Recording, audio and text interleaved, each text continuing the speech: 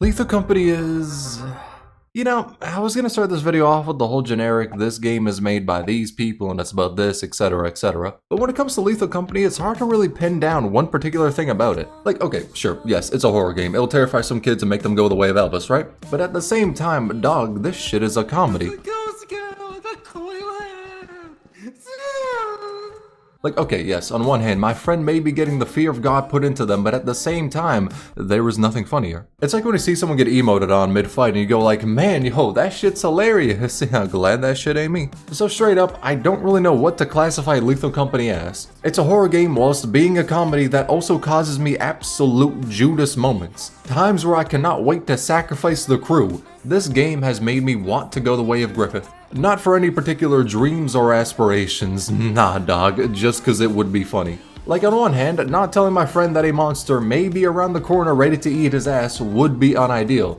But at the same time, if I ain't laughing, I ain't living. And Lord knows there's nothing funnier than hearing my friend get turned into an S-tier voice actor with a scream of sheer terror. So all in all, just what the hell is Lethal Company? Well, it's the funniest time you'll ever have while shitting your pants.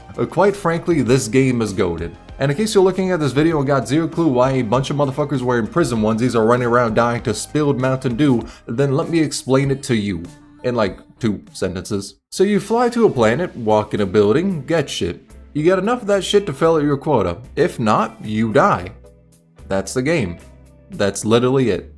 That's why it's amazing. You have such a simple objective to fulfill, yet it manages to make that simple objective fucking whack by just playing the game. I mean shit, it's no surprise to say that. Just look at the cast of creatures you will come across as a non-valuable sacrifice for the company. Now there are some throwaways like the fleshlight lizard, the loot bug from Deep Rock Galactic if it took crack, and the Hygroder?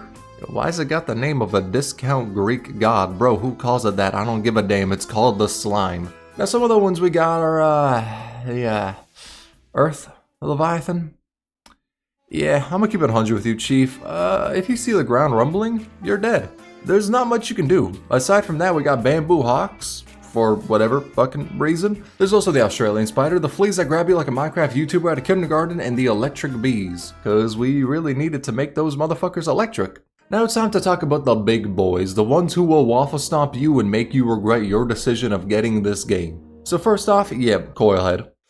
You ever watch Doctor Who? Cause if you have, and you know what weeping angels are, then yeah, you could understand the fear behind them. And in case you don't know what a weeping angel is and you haven't watched Doctor Who, then here's some gameplay of Subway Surfers. You're welcome. And also, go watch Blink. But basically, they don't move as long as you stare at them, but the second you look away, they move directly towards you, incredibly fast. So the way to beat them is, always look at them. And I mean, that's pretty easy, but you know, when you hear the shriek sound of absolute death behind you, you may wish to turn around. But just remember, what's in the dark may kill you, but the thing in front of you will definitely kill you. Now, in brighter news, let's talk about a less lethal enemy. The Thumper, the thing that looks like a melted SpongeBob popsicle. Now this little beige colored boyo is known to do one thing. See you and hump the ground repeatedly until it catches up to you and kills you. Now on the bright side, you can beat its ass with a shovel. On the dark side, your chances of winning are pretty fucking shit. But at the same time, at least you can kill it. Let's talk about the Jester. So I know at first glance it looks like a failed Halloween costume, and yes, at second glance it still looks that way. However, when it goes to spin its arm and plays this tune, run. As at the end of it, you're going to hear 3 sounds. Pop goes a weasel, intense running, then your screams. What the fuck, man? You cannot outrun it, and it always knows where you are. So if it's hunting and you're lost, you're dead. But aside from that, it makes a moderately good house pet. Speaking of pets, Isla's dog. Let's talk about it. This is probably the easiest enemy to counter. The only thing you gotta do is just not make any noise. So realistically, when you know that, there's absolutely no reason for you to die to it.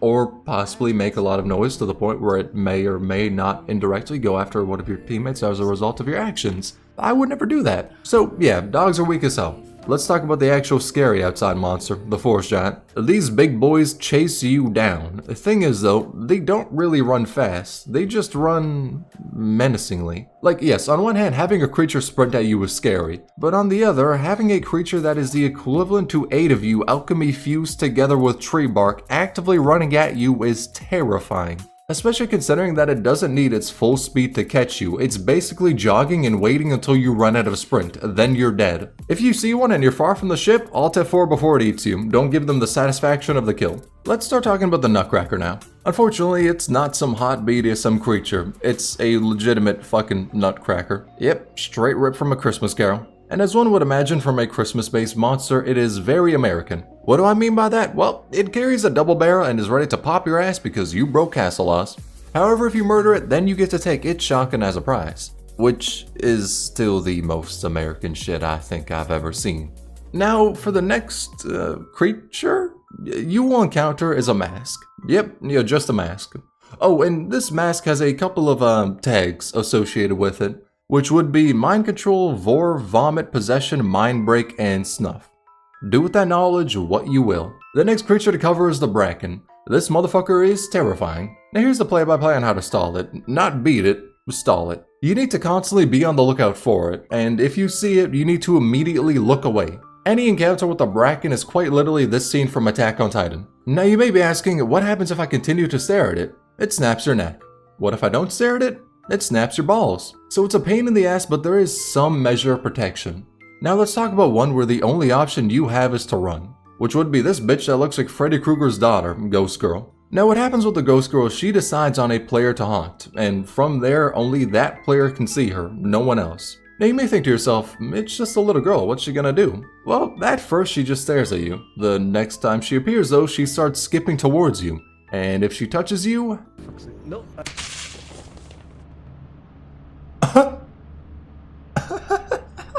You fucking explode. And what's the counterplay? There is none. Well, okay, I suppose if you take a shower, she stops haunting you, but dog, we're gamers. You really think we're gonna buy the shower upgrade for the ship? So with that knowledge in mind, if you see the Ghost Girl, you're dead. And that is it for the notable creatures, and their existence is why I love this game. Like, there are so many games that come out and are fun as hell at first, but then with time they get optimized to shit. Like, bro, look at Fall Guys. People took a game with characters that look like this, who make noises equivalent to the sounds lobotomized Sims characters make, and they optimized it so much to where every level is looking like games done quick. Now on one hand, I do kinda respect the grind, but on the other hand, I do think that takes away from the magic of the game. But Lethal Company doesn't really have that. Straight up, it is not a fair game. You are there to get clapped. You're basically signing up for some BDSM shit by playing this game. The odds are not in your favor, which is amazing. Listen, do you want to know what the worst thing is to have happen in Lethal Company? Is it having to constantly be on the lookout for a Braken, keeping the coil head in your vision at all times? Having the Ghost Girl hiss at you like some Exorcist knockoff? Hell no, it ain't none of those things. The worst thing to have happen in Lethal Company is to have a smooth ass run where you get a ton of scrap and nothing notable happens. That is beyond the worst thing. I don't play Lethal Company to win. I play it to gain trauma. You catch that shit like a Pokemon, die to some horrific creature of the night, then laugh at my friends getting absolutely washed. That shit is my ideal. And quite honestly, it's not hard to achieve that ideal. Because as I said, the odds in this game are incredibly far from even. I mean, yeah, sure, at the beginning when you've just walked into the facility and you're just getting some scrap close to the door, then yeah, it's even. Realistically, you should be fine. The monsters haven't spawned in yet and you don't need to travel far to drop off the loot. But now there isn't any scrap close to the door. Now you gotta go in further. And it's later in the day, so the monsters are out there. You know that, the monsters know that, and the pussy who stayed on cams knows that shit. Hell, they're currently watching 5 red dots home in on your location. It's late as hell, your flashlight is running out of batteries, while you're carrying the weight of an average American baby and walking like a tortoise on death's door. Then you see it. One coil head, another coil head, a loot bug, and then another loot bug. Evidently, these bitches have been multiplying. You watch your brave ally get one-tapped by a loot bug. Possibly because you shot them with a stun gun as you're 1v1ing a thumper, but we could ignore that and say the loot bug got a critical hit. Now as you're scared and alone, you slowly make your way to the fire exit, praying that you can make it. You can barely see the path forward. At times you get put in a corner by the loot bug.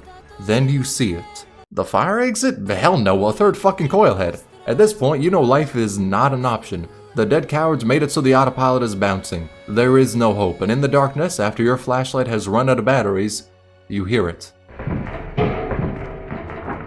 The three coil heads are absolutely fucking the shit out of one another. These motherfuckers are making Brazzers look like the Family Channel. No wonder there's three of them, they fuck more than siblings in Alabama. The odds are so uneven to where the coil heads can pull a Logan Paul moment, do a quick pump and dump before dumping you in a ditch. And this is why I love the game. You see, in the past I came to an epiphany. I came to the realization that what makes a game truly feel like something you are experiencing is unscripted moments. Sure, it's nice to look at some cool-ass turret scene in Call of Duty, but everything coming together in a game to put you in the worst situation possible is amazing. Now for an example, a little while ago I was playing Red Dead Redemption 2, and I was just engaging in my normal American liberties, so I decided to rob an old lady. Now I may have enjoyed the moment I was caught up in a little too much, and as a consequence, when I left the now vacant house, I got fucking lit up by the bounty hunters that caught up. But that was amazing as it happened because of my choices within the game. It wasn't scripted.